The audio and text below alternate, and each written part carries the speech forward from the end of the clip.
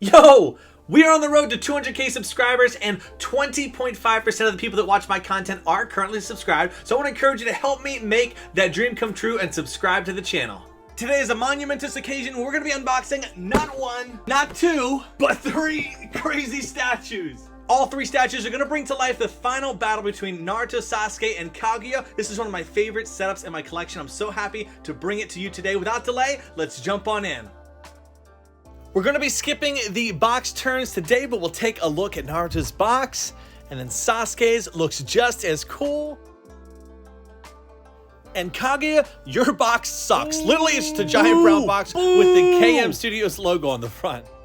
Taking a look at the bottom of the base, we have a silhouette of her face, and on the bottom there, we do see the KM Studios logo with the edition size numbered.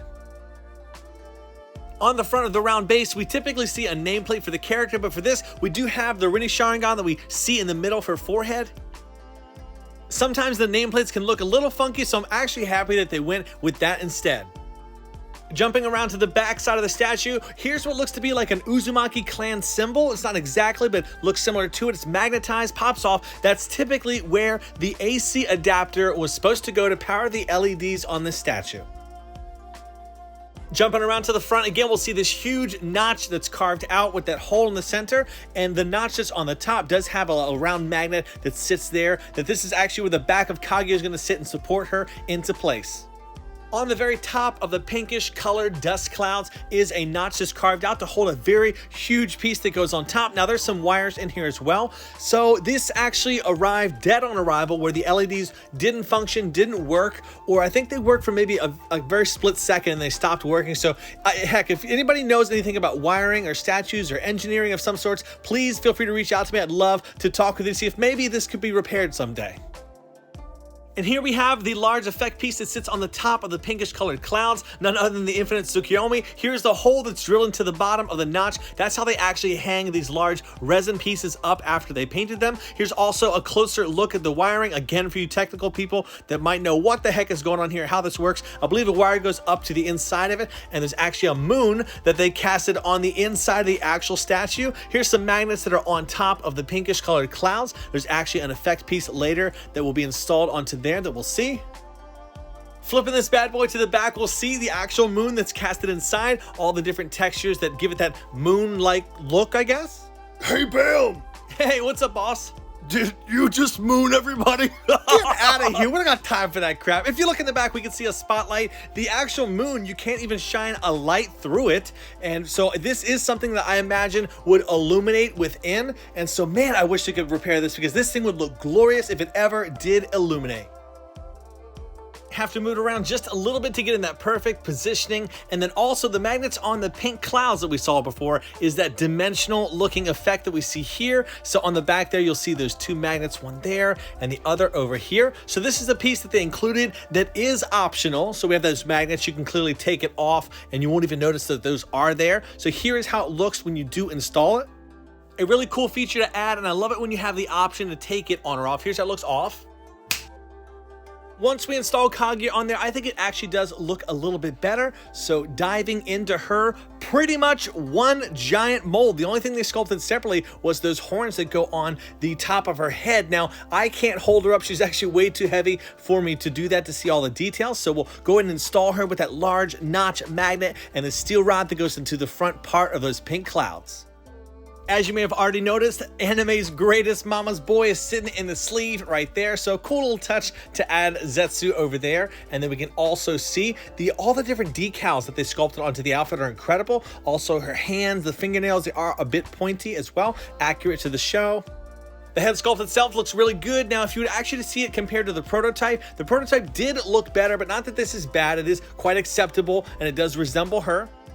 One of my favorite parts about this statue is actually how they accomplished having her levitate in the air. So great engineering by KM Studio. There's not many Kaguya statues out there that exist, so I'm happy to own probably one of the only ones that does. And also, I do have a custom card that they made for her. Somebody on eBay did make for her. If you ever want a listing for those, I'll try to put a link in my description. But really cool. So, the card series didn't go up to this part in the actual show. So fan people make cards of these. I think it's art taken from that Naruto Naruto Blazing game, if I recall, but they, resemble that of the authentic CCG cards, and they look fantastic when you showcase them next to the statue, and just like the original series would. Well, and here we have it, statue number 1 reviewed. An incredible statue, holds a huge presence. They did a great job. Kaguya's not a favorite character of mine, but for what they did a great job on it. For those that aren't aware, we do have a BAM Collectibles Discord channel. Please do check that out if you do enjoy a Discord community. And thank you to all my admins that do make it possible in such a great environment. On to statue number 2 of Naruto. Now, for those that have been around my channel for a while, you may have noticed I did already showcase this statue. So I did it actually on my birthday last year, and because it fits in with this whole collection, I did want to kind of re-review it. So for those of you who have seen it, you can go ahead and click ahead. But for those that haven't, I want to encourage you to stay, because this has some of the most unique features I've ever seen on a statue to date. This statue is made by the studio Singularity Workshop, which I don't believe they're actually producing statues anymore, but daggone, the statues that they did make while they blew my mind. Here we have Kurama's head. Now, this piece right here is actually painted, while there's many other translucent pieces. On the bottom here is actually an AC adapter to power some LEDs in the eyes, so that's cool. It's not a steel rod, but it's actually something that's going to power the LEDs. So again, they're pushing the engineering to the limits, so it's acting as something to reinforce it into place, but also power that bad boy. Here's the other effect pieces that I'm talking about. It's painted, but you'll see later that the light can travel up through it, so it's semi-translucent. Again, the AC adapter, there's a wire that goes all the way up to the top, and there's a reason why, because one of my favorite features that's ever been in the statue is at the very tip of it. The Rinnegan that you see at the top, it was actually done separately, and one of the cool things is there is a motor on the inside there that it's attached to, so once we turn on the statue later in the LEDs, it will actually spin it all on its own. This bad boy has been out for well over a year now, and still no statue company that I can recall has done anything like this, created such a dynamic effect by adding that onto there. So here's another piece that was sculpted separately, a nice mixture of a rocky tone and that translucent looking chakra particle. And then we have another branch that they sculpted separately. That's one of the craziest things about this statue, right? We have rocks, chakra particles, we have Naruto, Kurama, and then we have also these wooden branches. Now there's little slots that they kind of carved into here that actually ninja tools will be installed onto there later, adding more effects onto the statue and bringing more life to it. So here are 2 of the many tools that they did include here. The kunai itself is actually pretty oversized for what it is, but they typically do that for statues so they stand out. I have some blue tack that is installed into the slots to make sure that these do sit into place and don't fall out, because naturally gravity did hold them pretty good, but I wanted to be sure they're in there really secure, so I stuck a little bit of blue tack inside of there and they sit nicely like that. And here we have yet another chakra particle piece. I may have mentioned it before, but these do look painted, but once you shine some LEDs through them, they do have a bit of a glow to them. So I'm not sure what kind of paint job that they use on this bad boy, but it looks incredible once you have those going through there. On this very left side of the statue, after we install some of these other ninja tools, is the hand of Kurama that looks like it's almost going from the natural looking fur over to the chakra actual particle. One thing about this statue that I do wish they did was make it to where it was all the yellowish version of Kurama that we see toward the end of the series and not the furry one. I think it would actually look better that way. But jumping over to Naruto, his sculpt is absolutely incredible looking. Not many statues out there showcasing him in this form. We'll see that steel rod at the bottom of the foot that's going to mount him to the base. If it's one thing that Singularity Workshop did do a perfect job on, it is bringing the likeness of the character to life. We can see on the back of his cloak there, all the different markings. Everywhere is just so spot on accurate to how it was in the show. So he attaches right onto this branch back there, and really ingenious. Kind of the pose is also extremely dynamic for this. This is the hand that goes towards the back of the statue that's going to be facing towards the Rinnegan, and here's the other hand that's holding one of those rods. I say rod, but I think it's called like a Sixth Paths rod. Oh my gosh, somebody please let me know in the comments below what the name of this thing is. Sometimes I do forget, but it snaps right into place there, and you position the hand towards the Rinnegan. And here is that gorgeous face. Again, they sculpted it perfectly. The back portion of his headband did come separately, so I stuck that on there with a tiny thin rod. We'll take a look close up on this thing. Man, such an incredible job. I love all the colors, how it comes together, just beautifully made. All that's needed to power this statue is a USB cord as well as the micro USB end. So we'll get the power turned on right now. And then if you give the Rinnegan a little bit of a spin, just a slight spin, it'll start to move on its own and continue until turned off. Really, really amazing. These are the kind of features I love in a statue. And you can see also that transparent resin, all of the LEDs glowing through it. Just an incredible statue, one of my all-time favorites. Here is another custom card because again, the CCG series didn't go up this far to make official cards, so people made these custom looking ones. I love it. It's so perfect, especially when you see the Sasuke card I got later and how they go side by side. Before we jump into the Sasuke statue, one of the greatest Sasuke statues I've ever seen, I want to say a special thank you to all the individuals who've supported the merchandise that dropped on the channel. I really do appreciate it. Here's some fun pictures of everybody. If you haven't already, I want to encourage you to check out the merch in the description. I try to price things as low as possible so people can get their hands on it. Thank you everybody again so much. So as I mentioned before, this is one of the greatest Sasuke statues I've shown. I'm not just using the whole YouTuber clickbaity terminology to try to get you hooked and attention. This truly is one of the greats. Now, why? It is true there are better Sasuke statues out there like Cartoon World Sasuke with the fuller version of the Susanoo and the final Indra's arrow, but this statue for what it is, if we take into account the price, the size, the effects, the quality, it is just probably the all-around perfect statue because while there's other better statues, they're either more expensive or way too difficult to obtain. I always love seeing statues of the Susanoo in this form because here's the humanoid that's underneath all of the armor that you really don't get to see in the show. We have that steel rod that's going to put it into place on the base because there's a lot of different effects that this is actually going to support. You're going to see notches and magnets all throughout this thing because I can't even believe how much engineering went into adding all the effect particles onto this body.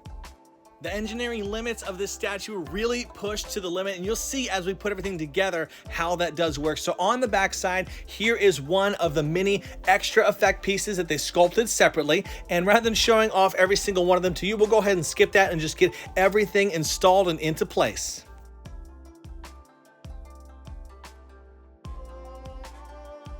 That's about all the particles for the back. Now, I did forget to install one first before we attach the body, so just have to lift that up and install it into place.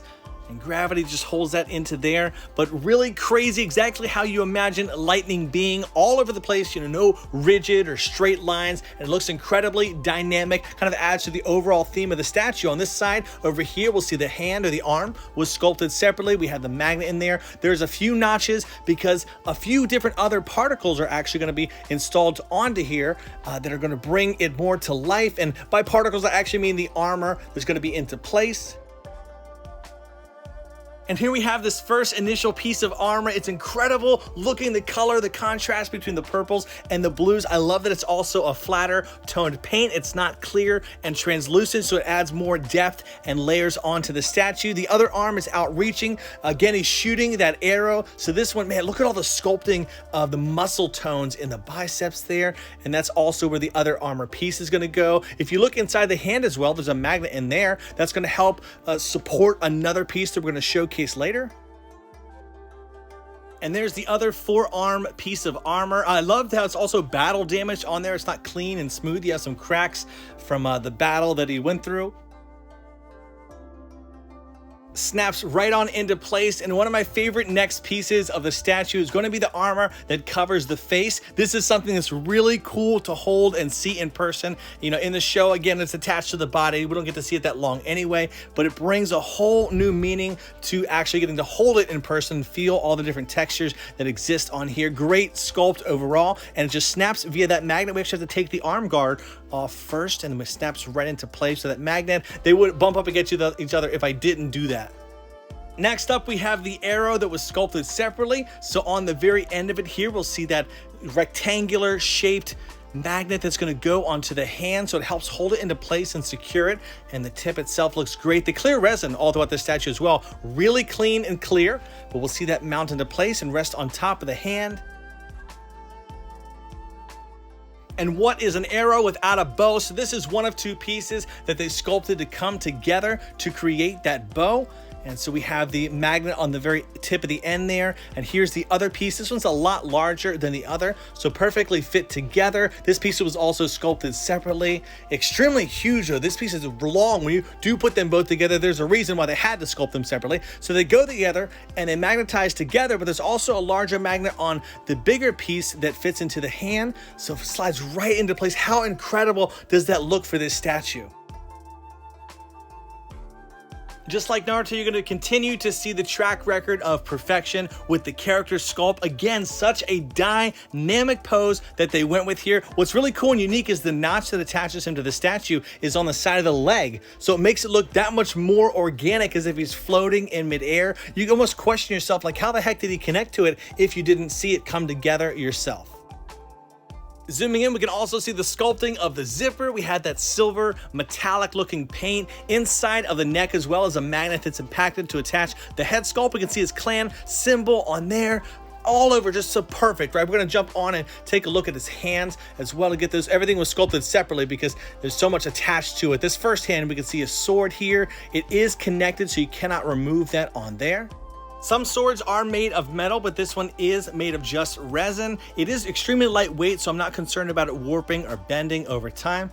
And then we have the other hand. Actually, before we jump into the other hand, we'll do the head sculpt real quick, because the other hand is really crazy and intense. The head sculpt for this is perfect. I love the hair. Sometimes people try to texturize Sasuke's hair, but I love it when it is more of a smooth feel, as we see here. I think Cartoon World texturized their hair. I didn't like it as much, and this is the perfect sculpt for me. Obviously, we can see they captured the emotion perfect. Great. Sasuke is never smiling or happy in this regard or this form, but great eye decals on that.